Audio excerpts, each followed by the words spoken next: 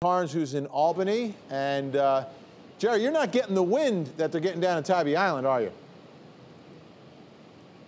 Oh, no, not. We are definitely not. In fact, we're in a moment of relative calm here. It is still raining, and we are still getting a wind, a moderate wind, but it's the gusts here that are knocking us around. If you look behind me here, well, they don't look very impressive right now, but the awning on the stores back behind me there that are closed in anticipation of this of Irma coming toward us, every now and then you'll see them blow around lightly. That kind of gives you an idea, and the trees blowing around, of what the wind is like right this minute. But every now and then we will get a gust that will definitely knock things around.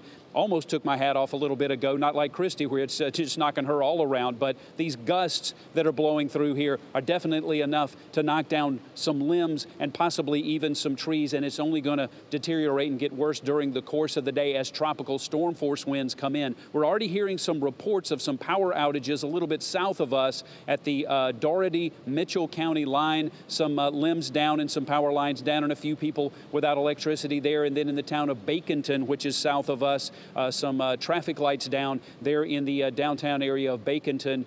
Not devastating, a few people without, maybe a few hundred people without electricity at this time, but that's just as this storm is approaching. We're not even expecting to get the worst of this until late morning and early afternoon, as what was the eye of Irma will come over us right about 2 o'clock. That's the prediction. And prior to that, we will start getting those tropical storm force winds that will be of 30 miles an hour, and then even gusts, what we're hearing, up to 60 and 70 miles an hour. So not feeling those gusts right this minute. When you came to us last hour, we got knocked pretty good around with one, but we're not feeling those gusts. They're not consistent. They just hit you every now and then, but they're going to be more consistent and more frequent as the morning wears on and the afternoon wears on. So people here in Albany, if you're in Atlanta and you've got family down this way, anywhere in at the southwest corner of the state, you need to make them aware that even though this has been downgraded in this area to a tropical storm warning as opposed to the hurricane warning that we had yesterday,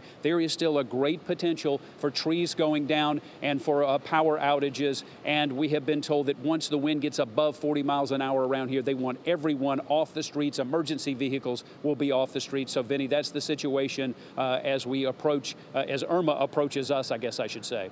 And it looks like everyone's listening. I mean, there's really no action behind you down there. Jerry, thanks so much. We'll be checking in with Jerry Carnes throughout the mornings down in Albany. We've got our